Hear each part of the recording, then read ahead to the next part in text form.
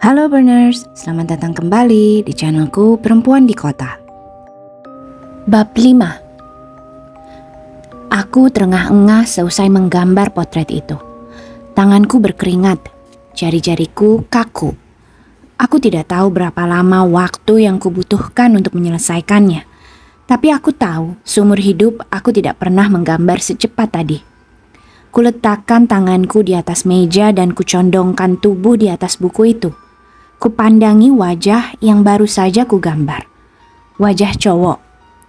Bukan cowok yang aku tahu, bukan juga cowok yang ku kenal. Rambutnya gelap, berombak. Seuntai rambut jatuh di dahinya yang sempit. Ia memiliki mata kelam dan serius. Mata yang muram, mata yang dalam dan resah. Hidungnya tidak sesuai dengan matanya. Terlalu kecil dan agak mencuat. Bibirnya tengah tersenyum. Senyumnya sama sekali tidak cocok dengan matanya yang muram. Ia memiliki senyum yang menyenangkan. Bibir tipis, ada lekukan kecil di dagunya. Wow, gumamku. Apakah cowok ini pernah kulihat? Ia sama sekali tampak asing bagiku. Apakah ini cuma wajah hayalanku? Bukan wajah yang betul-betul ada?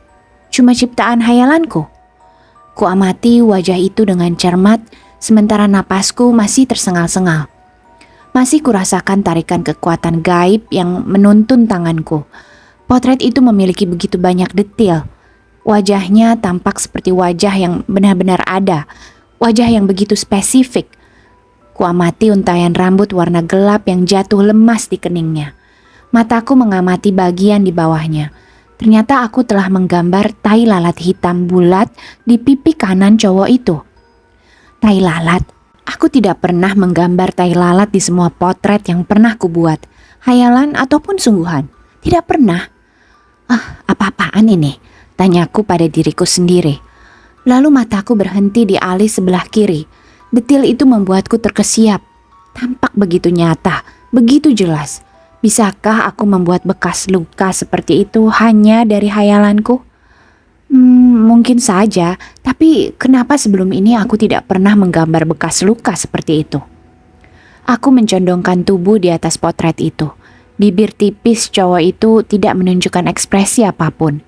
Sambil berseru pelan, kurobek halaman itu dari buku gambar. Kuremas-remas jadi bola dan kulemparkan ke keranjang sampah di samping meja. Tanganku masih terasa dingin dan lengket. Tengkukku meremang. Leherku seperti dicekik. Karena takut, aku tidak mau melihat gambar itu lagi. Aku tidak mau melihat wajah yang tidak ku kenal itu. Aku ingin menggambar potretku sendiri. Kusapkan tanganku di kaki celana jeansku, lalu kupilih pensil hitamku mencari yang mata pensilnya lebih lebar. Kubawa cermin kecil persegi di meja riasku ke meja belajar dan kutegakkan di samping buku gambar. Kuamati bayanganku di cermin, kurapikan rambut pirangku, dan kuhapus noda hitam pensil di pipiku. Aku tidak akan menggambar bintik-bintik di pipiku, pikirku memutuskan. Aku akan berpura-pura bintik-bintik itu tidak ada. Aku akan berpura-pura punya kulit yang mulus dan halus, seperti Laura. Laura. Aku tergoda untuk menelpon Laura. Aku ingin menggambarnya untuk melengkapi portfolioku. Aku sudah pernah menggambarnya. Tulang pipinya yang tinggi dan sempurna itu asik sekali untuk digambar. Laura sombong sekali, kataku dalam hati. Gambar buatanku tidak pernah memuaskannya. Ia bilang aku membuatnya tampak seperti cewek tidak berotak. Martha, kenapa aku selalu kelihatan seperti orang tolol di gambarmu? Tanyanya kesal seusai aku menggambarnya terakhir kali. Aku cuma menggambar apa yang kulihat, godaku. Ia tidak tersenyum, ia selalu bersikap serius. Kurasa kalau aku secantik Laura, aku juga akan bersikap serius. Ia memaksaku mengubah senyumnya berkali-kali. Aku tidak pernah bisa menggambarnya dengan tepat. Sekarang aku berpaling kembali ke wajahku sendiri di cermin. Aku akan membuatmu kelihatan secanggih Laura, kataku pada diri sendiri. Aku membungkuk di atas buku gambar dan mulai menggambar, mulai dengan mata. Tidak, tunggu. Jangan mata itu. Tanganku bergerak cepat, tidak bisa kukontrol. Tidak bisa dikontrol. Garis tepi wajah, mata kelam, rambut berombak, hidung mencuat. Tunggu, tidak, aku Aku menggambar cowok itu lagi, wajah yang sama. Aku bergidik, perasaan takut merayapi tengkukku. Aku tidak mau. Segera aku robek kertas itu dari buku gambar. Potret itu belum selesai. Aku bahkan tidak mau repot-repot meremasnya. Kucampakkan ke seberang meja dan kuamati kertas itu melayang turun ke lantai. Aku menarik nafas dalam-dalam. Tanpa memedulikan tanganku yang gemetaran, aku mulai menggambar lagi. Sekali ini kupaksa mataku memandang cermin. Kuamati bayanganku sementara aku menggambar. Aku bertekad menggambar diriku sendiri, wajahku sendiri, bukan wajah cowok itu, wajahku. Tapi percuma saja, tanganku tidak mau menurut. Tidak, kumohon tidak. Aku berteriak kaget ketika lenganku bergerak sendiri. Tanganku bergerak turun, membuat sketsa, menggambar, melengkapi detail-detailnya, detil wajah cowok itu. Belahan di dagunya, tahi lalatnya yang bulat dan hitam, dan sekarang bekas lukanya, bekas luka putih tipis yang membelah salah satu alisnya. Alisnya yang hitam agak melengkung di atas matanya yang kelam dan suram. Tidak mau. Kurobek gambar itu dan kulemparkan ke lantai di samping gambar tadi. Cepat-cepat kututup buku gambarku, kujujalkan pensil-pensil ke dalam laci. Jantungku berdebar-debar. Kuusapkan tanganku yang basah ke kaki celana jeansku lagi. Lalu kupandangi kedua gambar di lantai itu. Kedua wajah itu. Cowok yang sama. Cowok tak dikenal yang sama. Siapa kau? Siapa? Ia menatapku. Seolah-olah berusaha menjawab. Seolah-olah berusaha mengatakan sesuatu padaku. Tapi mengatakan apa? Kenapa aku menggambarmu? Kenapa aku tidak bisa menggambar apa yang kuinginkan? Aku membungkuk, menyambar kedua helai kertas itu dan merobek-robeknya. Merobeknya berkali-kali, merobek sampai menjadi serpihan-serpihan kecil. Dan bertanya dalam hati, kenapa aku jadi kacau begini? Bab 6. Malam itu aku terburu-buru hendak menemui Aaron di mall pada pukul 8. Kami punya kencan untuk nonton film pukul 8:30. Ia bekerja pada akhir minggu sebagai pelayan di Pete's Pizza. Ayah Aaron berteman dengan pemilik restoran itu. Biasanya Aaron selesai bekerja pukul 8 kurang sedikit. Aku mengalami kesulitan untuk menemukan tempat parkir kosong di dekat bioskop. Akhirnya aku terpaksa parkir di ujung di dekat Donut Hall. Aku sudah berlari melintasi lapangan parkir ketika sadar lampu mobilku belum kumatikan. Aku mengerang kesal dan kembali ke mobil. Ketika akhirnya aku sampai di bioskop sudah pukul 8 lebih beberapa menit. Lobinya penuh sesak. Kurasa setengah murid Shadyside High tumplek di sini sementara aku sibuk mencari-cari Aaron. Akhirnya kulihat dia di samping penjual popcorn. Aku terkejut ketika melihat Justin berdiri di sisinya. Ia merangkul bahu Aaron dengan santai. Mereka tengah menertawakan sesuatu. Kepala mereka hampir beradu. Apa-apaan ini? Tanyaku dalam hati. Justin selalu menggoda Aaron meski aku ada di sampingnya.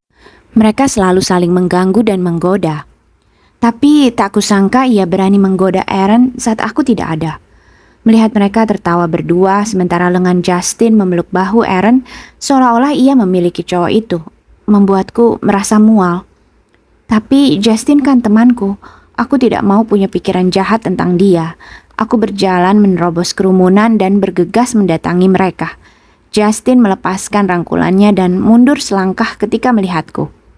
"Hei, apa kabar?" tanya Aaron. Ia tersenyum manis padaku. Perasaanku langsung lebih enak. "Oke," jawabku. Sewaktu di mobil aku sudah memutuskan tidak akan menceritakan padanya kejadian aneh tadi siang tentang wajah yang terus kugambar meskipun tidak ingin kulakukan. Bersamaku sejak kecelakaan itu, Aaron mengalami begitu banyak peristiwa tidak menyenangkan. Ia begitu baik kepadaku, begitu memahami keadaanku yang kehilangan sebagian ingatan. Kadang-kadang aku tidak menceritakan padanya hal-hal meresahkan yang ada dalam pikiranku. Aku tidak mau ia berpikir aku sudah gila. "Kau sendiri bagaimana?" tanyaku riang. Ku genggam tangannya, aku senang sekali bisa bertemu dengannya. "Biasalah, kerja, dan kerja." Ia menunjuk noda-noda saus tomat di kaos lengan panjangnya. "Masa kau tidak tahu?" Aku tertawa. "Kau juga bau pizza? Nyam-nyam." Aku tadi sedang belanja. Ketemu Aaron. Justin menyela. Ia memutar-mutar rambut merahnya dengan satu jari. Dia bilang kau tak akan keberatan aku ikut nonton bersama kalian? Ah, tentu, jawabku cepat. Tapi jangan coba-coba merebut dia, pikirku. Aku lalu merasa jahat karena punya pikiran begitu. Aku sudah beli tiketnya. Ayo masuk, kata Aaron. Kita butuh popcorn, kata Justin berkeras. Ia berjalan ke antrean di tempat penjualan popcorn.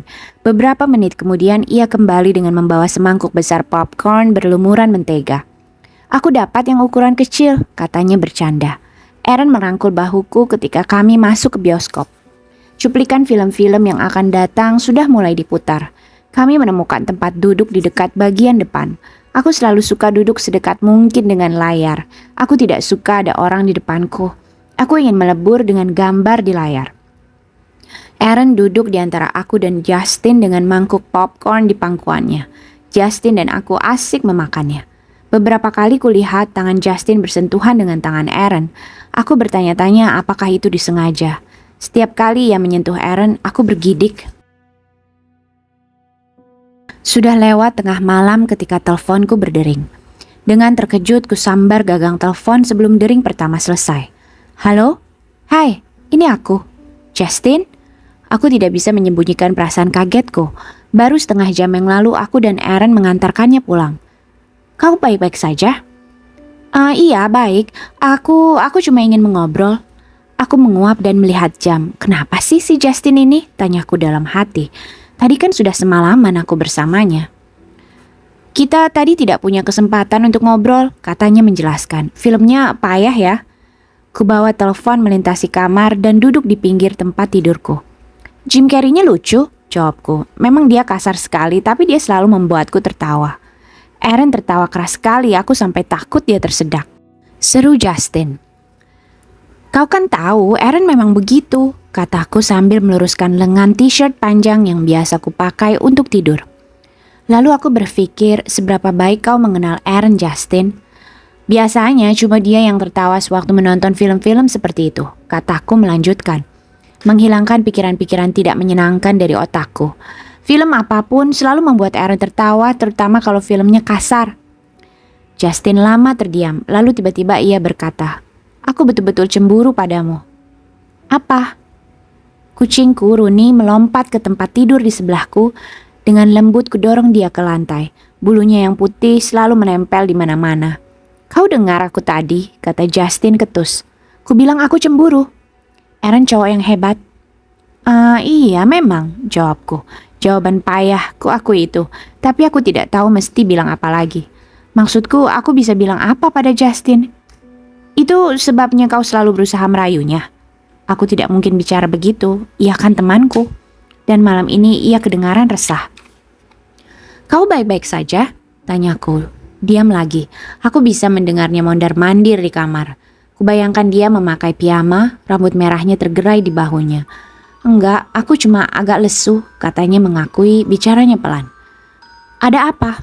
Desakku seraya kembali mendorong Rooney dari tempat tidur. Aku membungkuk untuk membelainya, tapi kucing itu lari keluar kamarku. Sebetulnya tidak ada apa-apa, semuanya tidak ada apa-apa, semuanya. Jawab Justin, ia memang suka bicara tidak jelas begitu. Aku menunggu penjelasannya. Aku cuma mulai berpikir-pikir malam ini tepatnya sebelum nonton tadi. Katanya melanjutkan. Kau tahu, bermacam-macam masalah. Aku bicara banyak dengan orang tuaku. Oh, pikirku. Orang tua Justin merupakan orang-orang paling muram, paling tertekan sedunia. Kau tahu, aku tidak bisa melanjutkan sekolah ke college musim gugur nanti. Justin menghela nafas. Tidak ada biaya, dan nilai-nilaiku tidak cukup bagus untuk bisa mendapatkan beasiswa. Ia tertawa pahit. Aku bahkan tidak bisa mendapat beasiswa untuk kuliah di Waynesbridge Junior College. College Junior itu jadi bahan ledekan anak-anak Shadyside. Kami semua menyebutnya SMA lanjutan. Jadi, aku terpaksa tinggal di rumah dan bekerja selama beberapa tahun. Lanjut Justin. Ya, untuk menabung dulu. Ia menghela nafas lagi. Memang tidak enak, kataku setuju. Tapi itu kan bukan berarti kiamat, Justin. Maksudku... kau beruntung Martha, potongnya. Kau punya orang tua yang baik dan mereka punya cukup uang. Kau punya Aaron, nilaimu bagus-bagus, kau artis yang berbakat. Justin, stop, teriakku, melompat berdiri. Kau salah, aku tahu kau mengira aku punya kehidupan yang sempurna, tapi... Tidak, aku tidak mengira begitu, setelah Justin. Hah? Jawabannya mengagetkanku. Tidak, aku tidak mengira begitu, Martha, ulangnya. Lalu suaranya jadi aneh. Agak tegang dan dingin. Hidupmu tidak sesempurna yang kau kira, tanyanya. Aku menarik nafas dalam-dalam. Apa maksudmu? Desakku agak malu. Dan sepi. Justin, apa maksudmu bicara begitu? Aku harus pergi, bisiknya. Ayahku marah-marah, dia menyuruhku menutup telepon. Tapi, tunggu dulu, kataku berkeras. Ku dengar bunyi klik dan hubungan pun putus. Ku lemparkan teleponku ke tempat tidur dan aku duduk bersedekap seraya mengetuk-ketukkan kaki ke karpet. Hidupmu tidak sesempurna yang kau kira. Apa ya maksud Justin berkata begitu? Apakah ada hubungannya dengan Aaron? Apakah ada hubungannya dengan Aaron dan Justin? Atau sesuatu yang jauh lebih buruk? Sampai ketemu lagi di bab selanjutnya, Burners. Bye-bye.